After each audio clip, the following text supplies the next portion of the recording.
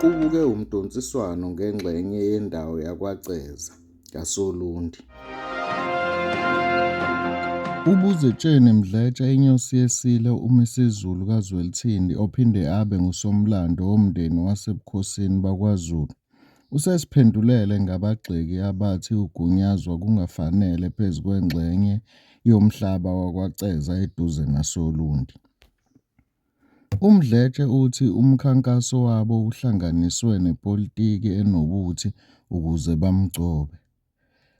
Ubephendula izimangalo zamanye amalungu esizwe samaNdebele, nawo athi anegunya endaweni.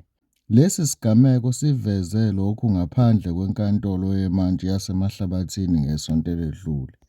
Nokho uMdletshe obehamba neSilo akatholakalanga ukuba aphawule ngesikhathi abakwaNdebele besabalalisa amavidiyo abo besho lokhu.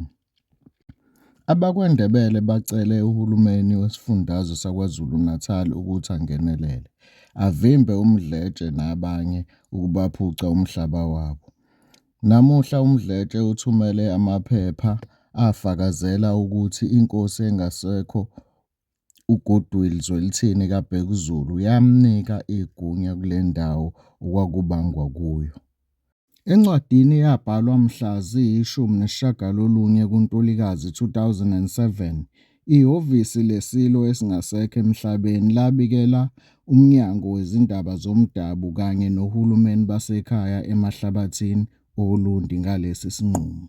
Ngokwale ncwadi, iSilo esabuzayo sabeka uMdletshe mhla zingama-20 kuNhlangulana ngonyaka ka-2003.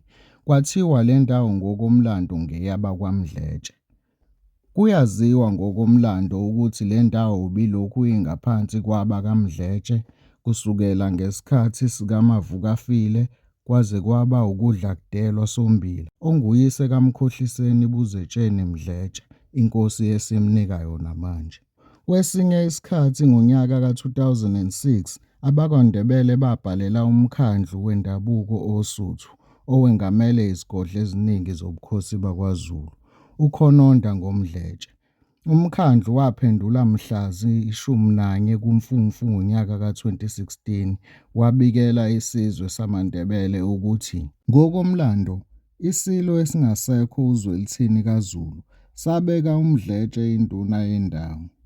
UNgcebo Zulu oyinduna yakwaNdebele akatholakalanga ukuba aphawule kulandela ukuphikisa kukaMdletshe ngoba ebengalibambi ucingo lwakhe.